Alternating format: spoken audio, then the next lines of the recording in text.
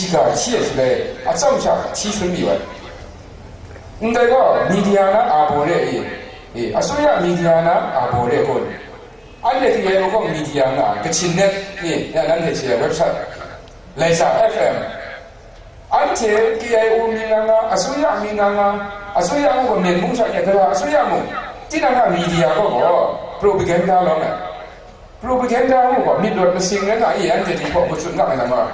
상담 편라니 내가 무슨 레딩 이 계속 왜 뭐나 안테 프로틴 님 컨컨 커머가 상담 편라니 계속 왜 대비 추에 우지 뭐 공사세 하나 프로파간다 그러잖아 대비죠 상담이야 미디어 미래래 미안나시야나 미디어 미래래 스티 나티모 안테 레사 FM 리모 안테 그 추세 나나래 레딩 난게 지래 야세 박스 산스 펑펑에 레사가 감다왜 대구나 뭐라라네 미미니 파주네 박스 산 모두가 감다왜 대니구나 안테 미샤니 남방 박스 산 내에 쩍쩍 르랑 가라세 문안 다와다 대 뭐가 라와 근데 와서 내가 랑 육가세 나이 지주네 대죠 대니 난데 그 누구와니 벤츠니와고 안데 기에와 미디어 미래래 아소야나 미디어 미래래 아섬샤 쳇쳇 유나 티가 문화스미와에 안데 미샤수네 안데 그 친니페 순도인데 안테가 레바사가 카무숨니거나 안에 그게와 닝고말라이 랭나이 두바 말라 외원나 난제 용체 UNFC 뭐예 니뉴도 타인나 유명냐 페더럴 카운슬 비동수 메마랭안 UNFC 뭐보다 인데가 그풍러러러메 인데니 보고서나 나양 인데가 무숨구나 소래래 시간 무슨 깎아가 눌러진 단두진 니뉴진 눌러진 뭐가 liberty 해랑에 equality unity 뭐나 아니면 숨랑에 대니 안에 진포 가가 방나이 상납에 남래 딥다에 남 마크라나 널루나 마도 뭐나 주네데 레바사이 면몽아시야 아니 반테 딥샤는 딥샤래 안테 아니면 차시다 딥샤가 나면 널라이 뭐래 댄초시 안테 뭐에 안테 kumsa 뭐 말란 거왜 떤 거왜 내서는 이 남이 그러해 내서는 내 창로대 남 문화스네래 내 편 좀 준비해 빨리 대니 내가 안테 미하스는 템렘 분노 삼만요니 텐데 라오가 근데 팬들이 상당히 왜 저러가 같이 비네마 산 따인다면 같이 누구면 아주 준비자래 산 비네마래 돈이를 가고 말해 대영 내가마도라고 타이 내가마도라고 인디아 내가마도라고 산 누구면 저러 같이 누구면 아주 누구가 니 된자래 그게로 비저로 따인다면에 렌네까지 돌아 이하 아사 그래가 렌네까지 뽑아보라가 뭐 하고 비디샤 레오까지 누가 이해하고 아시우리의 애정적으로 제보하게 수리무리 이렇게 다운소무리 시래 아니 나왜마မြန်မာနိုင်ငံ 누가 이해하라고 누가 이해하게 지마 이렇게 모종အောင်산의 따인다 강성이야 아두두가 더보두니 타라가로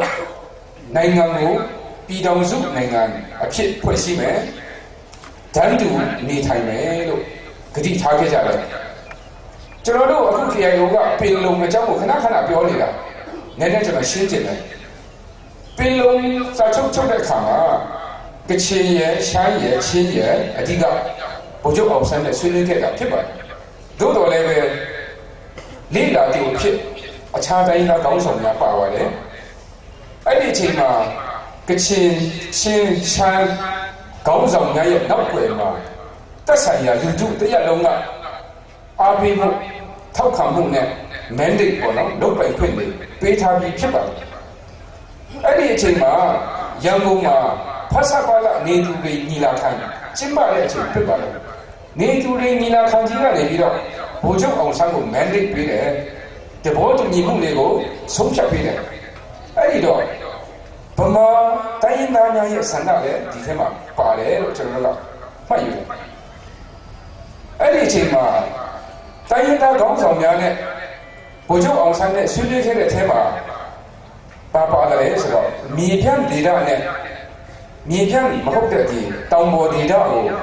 ဘယ်လိုပေါင်းစည်းမလဲဆိုတဲ့အယူအဆဖြစ်ပါတယ်ဒါကြောင့်မို့လို့အဲ့ဒီဆွေးနွေးပွဲမှာကချင်ရှမ်းချင်းခေါင်းဆောင်သုံးဖွဲ့ကအကြည့်ကထားဆွေးနွေးတယ်ဆိုတော့လည်းပဲတနိုင်ငံလုံးနဲ့မြေပြန့်နဲ့တောင်တန်းဒေသပေါင်းစည်းရေးဆိုတဲ့အဓိပ္ပာယ်အပြည့်အဝပါပါတယ်ပင်လုံစာချုပ်ဟာကျွန်တော်ရဲ့ဒီအင်မတန်အဆင့်မြင့်တဲ့ကျွန်တော်ရဲ့ဆုံးဖြတ်ချက်တဘောတူချက်ဖြစ်ပါတယ်ဒီစာချုပ်ကိုကျွန်တော်ကချင်ကပဲတဘောမတူတော့ဘူးလို့ကြေညာလို့မရဘူးထို့အတူဒီထဲမှာစာချုပ်ထဲမှာပါဝင်တဲ့တိုင်းရင်းသားတစ်ဖွဲ့ဖွဲ့ကတော့၎င်းလက်ရှိအစိုးရကတော့၎င်းပင်လုံစာချုပ်ဟာတရားမဝင်ဘူးလို့ကြေညာလို့မရပါဘူးအဲ့ဒီချိန်မှာပါတဲ့ကျွန်တော်တိုင်းရင်းသားများအားလုံးကအတူတူကအစည်းအဝေးထိုင်ပြီးမှဒီကနေ့ကနေစပြီးပင်လုံစာချုပ်ကပါဝင်တဲ့သဘောတူချက်တွေဟာတရားမဝင်တော့ဘူးလို့ကြေညာမှသာလျှင်ဒီစာချုပ်ပြတ်ပြတာဖြစ်ပါတယ်။ဒါကြောင့် KIO အနေနဲ့တိုက်ပွဲတွေဆောက်ဖြစ်တဲ့အချိန်ကလေးကနေတဲ့မိကုန်းကပင်လုံစာချုပ်တရားဝင်ဖြစ်သေးသလားလို့ကျွန်တော်မေးတာဖြစ်တယ်။ဘာဖြစ်လို့ဒီလိုမေးရတယ်လဲဆိုရင်ခုနကကျွန်တော်အဖွင့်မှာကျွန်တော်ကချင်လို့ပြောတယ်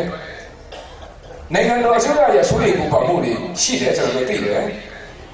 KIO ကဒီကနေ့ Kachin Independence Organization ဆိုတဲ့နာမည်နဲ့ကျွန်တော်တို့တော်လှန်ရေးကိုလုပ်ခဲ့တာကချင်လူထုကလည်းဒီကနေ့လွတ်လပ်ရေးလို့ပြောနေတယ်အဲ့တော့အစိုးရကကျွန်တော်တို့ကိုဒီတောင်စုထဲကနေဘယ်တော့မှမခွဲထွက်ဘူးလို့လက်မထိုးစီချင်တယ်ထိုးရင်ကျွန်တော်တို့ကချင်လူမျိုးတွေစိတ်ဆိုးပါလေအစိုးရကစဉ်းစားတယ်အဲ့တော့မပြောသေးဘူးကျွန်တော်တို့ပြောတာကကျွန်တော်တို့အတူတကွနေမယ်ဆိုတဲ့စာချုပ်က1949ခုနှစ်မှာလက်မှတ်ထိုးထားပြီးသားဖြစ်တယ်။အဲ့ဒီအချိန်မှာတိုင်းရင်းသားများဟာအားလုံးစုပေါင်းပြီးတော့တောင်းဆိုမှုတွေလုပ်တယ်။တောင်ကြီးညီလာခံလုပ်တယ်။အဲ့ဒါလည်းပဲတောင်းဆိုမှုတွေမရတဲ့အခါမှာလက်နဲ့ကင်ပြီးမှတော်လှန်ရေးအဖွဲ့ဆိုတာပေါ်ပေါက်လာရပါတယ်။အဲ့ဒီအချိန်မှာလွတ်လပ်ရေးကျွန်တော်အဲ့ဒီအချိန်တုန်းကတာဝန်ထမ်းဆောင်ခဲ့တဲ့ကချင်ကောင်းဆောင်များစပင်တော်မှမညက်ဘူးလို့ပြောတယ်6လဆိုရင်လွတ်လပ်ရေးရတော့မယ်စပင်မညက်ဘူးလွတ်လပ်ရေးရမှအိမ်ပြန်ရောက်မှစပင်ညက်မယ်ဆိုပြီးမှနေခဲ့ကြတာ1990 94ကနေစပြီး KIO ဟာလက်ရှိအခြေအနေများကိုတုံ့တက်ပြီးကမ္ဘာအခင်းချင်းများကိုတုံ့တက်ပြီးတော့ကျွန်တော်တို့ရဲ့မူဝါဒသဘောထားအချို့ကိုလူထုကြားတွေကို message တွေပို့ခဲ့တာကတော့ပြည်တော်စုအရေးဖြစ်ပါတယ်ဒါကြောင့်ခုနပြောသလိုပဲကျွန်တော်တို့အထူးသဖြင့်ကချင်ပြည်နယ်မှာဆိုလို့ရှိရင်ရှမ်းနဲ့ကချင်လူမျိုးရှမ်းပြည်နယ်မှာလည်းရှမ်းနဲ့ကချင်ပလောင်မအုပ်စသည်ဖြင့်အတူတူကနေထိုင်ကြတာဖြစ်တယ်အဲ့ဒီအချိန်မှာကျွန်တော်တို့ကဘယ်လိုစဉ်းစားတယ်လဲဆိုတော့ကျွန်တော်တို့ကချင်ပြည်နယ်မှာရှမ်းတိုင်းရင်းသားနဲ့ကချင်တိုင်းရင်းသားတွေကထိုင်နေတာဖြစ်တယ်အတူတူနေလာတယ်အဲ့တော့ကချင်နဲ့ရှမ်းဆိုတာကတစ်မျိုးတည်းဖြစ်တယ်အဲ့ဒီအချိန်မှာမဆလာဖြစ်တယ်ဟာကျွန်တော်တို့ဌာနေသားတွေကိုကချင်လူမျိုးနဲ့ရှမ်းတွေကိုမဆလာအစိုးရကဖိနှိပ်တယ်ကျွန်တော်တို့အားလုံးဒုက္ခရောက်နေကြတယ်လို့ကျွန်တော်တို့ကဒီလိုမြင်တယ်အဲ့ဒါနဲ့ပဲကျွန်တော်တို့ကတော်လှန်ရေးဆိုပြီးပေါ်ပေါက်လာတဲ့ခါမှာကဲငါတို့ကချင်နဲ့ရှမ်းလူမျိုးတွေအတူတူတော်လှန်ကြရမယ်လို့ကျွန်တော်တို့ကအဲ့လိုခံယူတယ်ဒါကြောင့်မို့လို့ကချင်လူငယ်တွေကိုစုဆောင်ရေးလုပ်တယ်ရှမ်းလူငယ်တွေကိုလည်းစုဆောင်ရေးလုပ်တယ်ကချင်လူမျိုးတွေစီမှာကျွန်တော်တို့ကမင်းတို့ကတလမှာစံတခွဲထည့်ရမယ်နော်ဟိုရှိုင်းအိမ်မှာလည်းကျွန်တော်ကစံတခွဲထည့်ရမယ်နော်ပြီးတော့တောက်ကောက်ပဲကျွန်တော်တို့ကနော်ဒါပေမဲ့အခုဘာဖြစ်လာလဲဆိုတော့တဖြည်းဖြည်းနဲ့ဒီကျွန်တော်တို့ရဲ့နားလည်မှုကိုရှမ်းတိုင်းသားများကကျွန်တော်တို့ကမရှင်းပြနိုင်တဲ့အခါမှာဟာကျွန်တော်တို့ရှမ်းတိုင်းသားတွေကိုစစ်ဆောင်ရေးခေါ်တယ်လို့ပြောတာလေအဲ့တော့ကျွန်တော်တို့လည်းဒါကိုထိမ့်သိမ့်နေတယ်လုံခဲ့တဲ့ကျွန်တော်တို့ဒီမှာစီမီလုပ်နေတဲ့အချိန်မှာပဲကျွန်တော်တို့ရှမ်းတိုင်းသားများအယောက်20 30နဲ့ကျွန်တော်တွေ့ပါတယ်တချို့ကတော့အခုတော့စုဆောင်ရေးပါတော့တာရှိတယ်တချို့ကတော့အရာရှိတောင်ဖြစ်နေပြီဟိုအရာရှိတင်တဲ့နေတဲ့ခါမှာလာပြောမနေအခုမှလာပြောတော့အမေကြီးရဲ့တင်းကြီးကဟိုမှာအရာရှိဖြစ်နေပြီလို့ကျွန်တော်တို့ပြောပြတယ် 2017တို့2009တို့ဒါမဲ့ဟောအခုကတော့အိမ်မှာအရန်ခက်တော့ပါလို့လာပြောတယ်တချို့ကဟိုမှာအိမ်ထောင်ရက်သားကြာနေပြီကလေးနဲ့သားသမီးနဲ့အမေကြီးဟိုမှာမြင်းတွေကိုတွက်ကြည့်ပါဦးလို့ပြောရတယ်အဲ့ဒါတော့ပါလေဆိုကျွန်တော်ဟာတစ်ဖွဲ့နဲ့တစ်ဖွဲ့တယောက်နဲ့တယောက်ဆက်ဆံမှုတွေနည်းပါတဲ့အခါမှာအယူအဆတွေကျွန်တော်လွဲမှားတာဖြစ်ပါတယ်ဒီကနေ့ကျွန်တော်ရဲ့လက်ရှိဖြစ်ပေါ်နေတဲ့အခြေအနေအရကျွန်တော်တို့သတိထားဖို့လိုအပ်တယ်ဆိုတော့ကျွန်တော်တို့နားလည်ပါတယ်အခုတော့နောက်ဆုံးဖြစ်ပေါ်တဲ့အခြေအနေကတိုက်ရင်လေးဒေသမှာကျွန်တော်တိုက်ရင်လေးကဆွဆောင်ရည်လုပ်တာရှိတယ်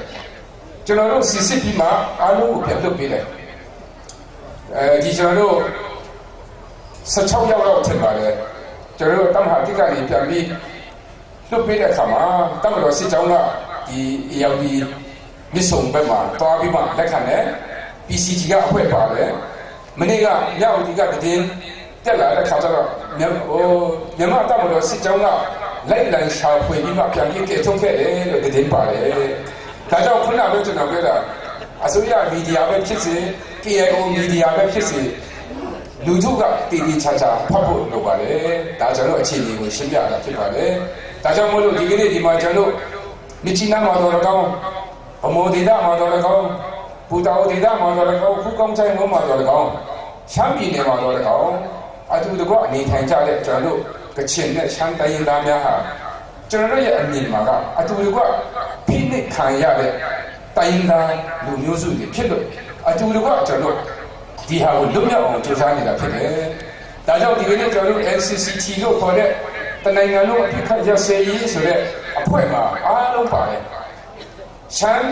တိုင်းသားခေါင်းဆောင်တွေပါလို့ကချင်တိုင်းသားခေါင်းဆောင်များပါတယ်။တနိုင်ငံလုံးမှာရှိတဲ့တိုင်းသားခေါင်းဆောင်များစုပေါင်းပြီးမှအပြေရှာနေတဲ့အချိန်ဖြစ်ပါတယ်။ဒါကြောင့်မလို့ဒီကနေ့ကျွန်တော်တို့သွားနေတဲ့တနိုင်ငံလုံးအဖြစ်ခတ်ရစေရေးတနိုင်ငံလုံးရဲ့ငြိမ်းချမ်းရေးတနိုင်ငံလုံးကိုကျွန်တော်တို့နိုင်ငံကိုဘယ်လိုပြန်လည်တည်ဆောက်မလဲဆိုတဲ့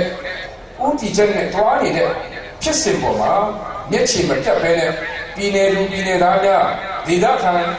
များကလည်းဝိုင်းဝန်းပြီးမှစုစုစည်းစည်းနဲ့ကျွန်တော်တို့အားပေးစေချင်တယ်ဒီကနေ့ဒီနေရာမှာကျွန်တော်မိဘပြည်သူများကိုတွေ့ဆုံပြီးတဲ့နောက်မှာ NCCT အဖွဲ့ဝင်များပြန်လည်တွေ့ဆုံပါမယ်စိတ်ရှည်လက်ရှည်နားထောင်ပြီးပါနေပူတဲ့ပင်ပန်းတယ်တို့တော်လည်းပဲနားထောင်ပေးပါဒီကောင်းဆောင်များအနေနဲ့ဒီကနေ့ကျွန်တော်တို့ဘာတွေလုပ်နေလဲဆိုတော့ရှင်းပြမှာဖြစ်ပါတယ်အဲ့ဒါပြီးလို့ရှိရင်ကျွန်တော်တို့ NCCT ကောင်းဆောင်များနဲ့ကျွန်တော်အပါအဝင်ကျွန်တော်တို့တချို့ကောင်းဆောင်များကမိဘပြည်သူများသိကျင်တဲ့မိဂုံများကိုဖြည့်ပေးမှာဖြစ်ပါတယ်ဒါကြောင့်မို့လို့ဒီကနေ့ကျွန်တော်တို့သွားနေတဲ့လမ်းကြောင်းပေါ်မှာမျက်ခြေမပြတ်ဘဲနဲ့အပြုတ်သဘောဆောင်တဲ့အမြင်မျိုးနဲ့ပါဝင်စေချင်တယ်ကျွန်တော်တို့ KIO အနေနဲ့ငင်းချမ်းကြီးကိုမလိုချင်လို့အခုထက်ထိအဖြစ်ခတ်ရဆိုင်ရေးလည်းမရေးထိုးတာမဟုတ်ဘူးတနိုင်ငံလုံးအဖြစ်ခတ်ရဆိုင်ရေးဆိုတဲ့ဖြစ်စဉ်ပေါ်မှာကျွန်တော်တွားနေတာဖြစ်ပါတယ်လို့ကျွန်တော်ပြောလိုပါတယ်အခုကျွန်တော်ကချင်လူမျိုးများကိုအဓိကတက်တက်ထားပြီးဆက်ပြောပါမယ်တနည်းအားဖြင့်ဆောင်းလာအဖက်မိအန်ထုံယူဆွန်ဒီဝဲလက်ခေါင်းထားအန်တီမနီနာမဆွန်တဲ့ထရန်안티에더니 안티야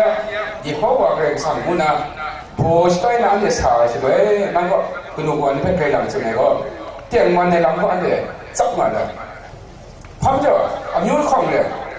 안티에고 땡만에 배라장 안티는 땡만에고 썩라 르콩타 안티 인당 무슨나래 야가 마음이 무슨다 약행도 마음이 왜 무슨다 무슨랑 너장 남게 그누구 아니 안에 백은 감스나 아니 그 친이 너는 무슨 장 그가 아니 아니 왜 감스나但这个人们说安全，你去木头上来的，他们那看上那个，那矿人点完那个脏啊，出上来的，那一部人是不管在哪里，点完的人我那安全烟嘛整不上，安全冷热哪里，